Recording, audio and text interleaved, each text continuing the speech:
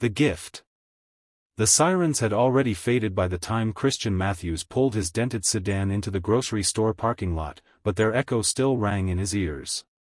One of those ambulances, racing through the rain-slicked streets of Phoenix, had been headed to the same upscale restaurant where he was supposed to meet his blind date that night. And the first thing he saw when he stepped out of his car was a valet shaking his head and muttering, "Can't believe who that was." He didn't know it then, but the mystery swirling around that ambulance would come back for him at the end, when the truth hit like a thunderclap. But right now, he had a different crisis. He opened his wallet, counted the bills again, and let out a quiet, hopeless laugh. $10. 10. That was all that stood between him and showing up empty-handed to the first date he'd agreed to since his divorce 2 years earlier. $10 to buy a gift that didn't look like he'd scraped it from the bargain bin in a fluorescent-lit corner of Walmart. $10 that were supposed to stretch until the end of the week for food for him and his 8-year-old daughter, Lily. And yet, he couldn't shake the feeling that he had to try. "Dad," Lily had whispered to him an hour earlier while braiding the frayed end of her backpack strap, "you deserve someone who's nice to you. Just bring her something pretty." Pretty. $10 worth of pretty. Christian looked up at the camera as if speaking to the whole world and thought a thought he would never say out loud. How do you impress a woman you've never met? With the last $10 you have? Movie camera. Before we go further, if you're watching this on YouTube, hit that like button and subscribe to the Kindness Chronicles. This story, it goes places. He pushed through the grocery store doors. The place smelled like citrus disinfectant and overripe melons. The gift aisle was a graveyard of overpriced candles, novelty mugs, and gift bags decorated with flamingos. He walked past each shelf slowly, deliberately, like a man scouting for hope. A candle? Too cheap. A mug? Too impersonal. A box of chocolate? Too cliché. Then he saw it. A small, hand-painted glass ornament shaped like a desert bloom. It was delicate, warm, surprisingly beautiful, and tucked behind a row of dusty fake succulents. The tag said $12.99. He nearly returned it to the shelf, but something about the swirl of gold across the petals tugged at him. It looked like sunrise breaking through broken glass. He found a clerk, a teenage boy with tired eyes and earbuds hanging from his hoodie. "Hey, man," Christian said softly, "this rang up at $12.99. Is there any chance it's discounted?" The boy scanned it again. "Looks like it's been here forever," he said. "I'll mark it down." "By how much?" The teen shrugged. "How about $9.99? My manager won't notice." Christian exhaled slowly, gratitude warming him. "Thank you. Really." He left the store clutching the ornament like a promise. The restaurant was far nicer than any place he'd been in years: marble floors, soft amber lighting, a waterfall wall that whispered instead of splashed. He felt like he'd accidentally wandered into someone else's life. He straightened his only blazer, smoothed down the loose thread on the sleeve, and approached the hostess stand. "Reservation for Christian," he said. Her smile brightened. "Your guest is already here." "Already here?" He felt a pinch of panic. He hated being late, even by a second. The hostess led him to a table tucked in a quiet corner. There, sitting with her back to him, was a woman in a navy dress, posture straight, hair in a sleek twist. She didn't look like someone from a dating app.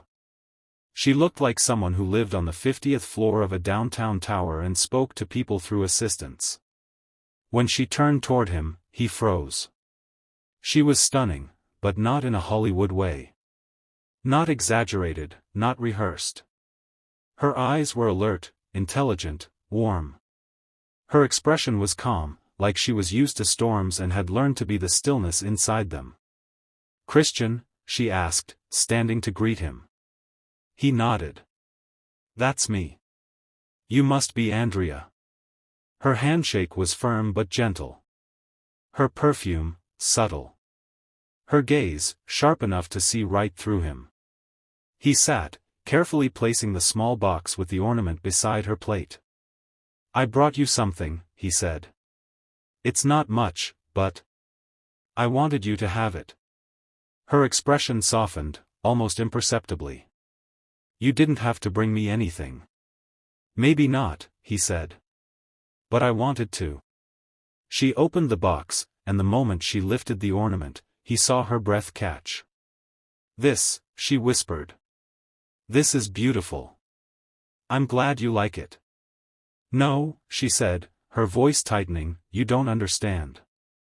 This flower, this exact flower, my mother used to paint it. Before she passed." His heart thumped hard. "She used to say it reminded her that life grows in the hardest places," Andrea said. "Thank you. Truly."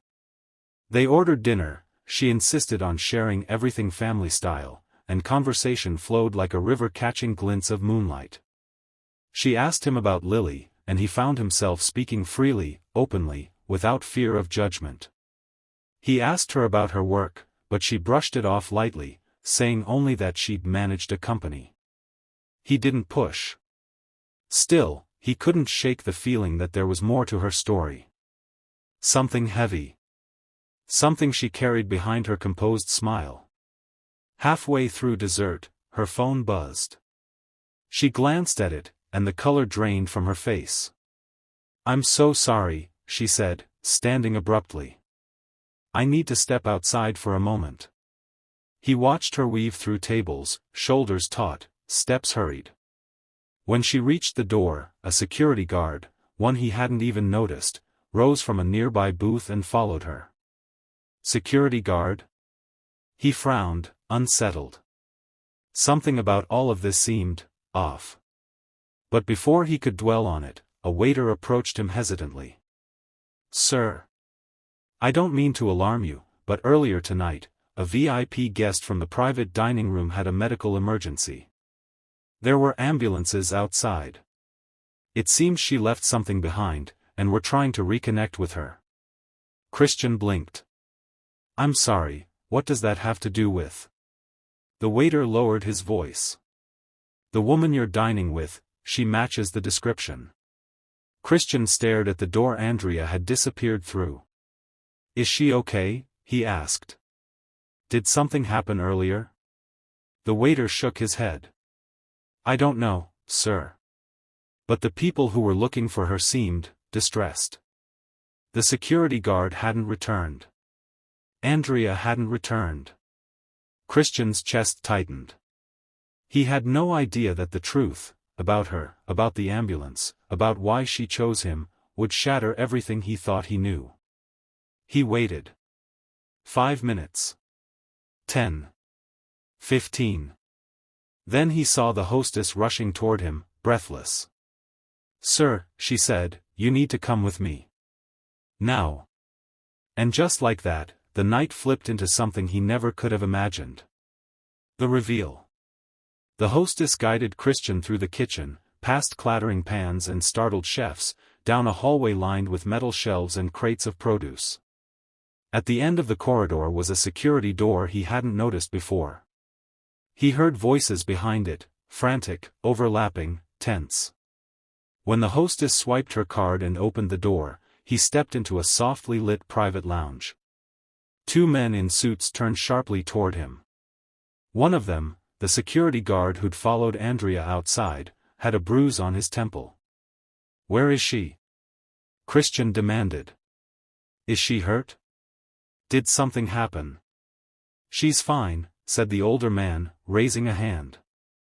"She's speaking with medical staff right now." Medical staff? Christian felt a cold knot form in his stomach. What happened to her? Instead of answering, the bruised guard looked him over carefully. His expression softened just a little. "You must be Christian," he said. "Yes. What's going on?" Before the guard could reply, the door behind them opened, and Andrea walked in. Her eyes were red. Not from panic. Not from physical pain. from something deeper.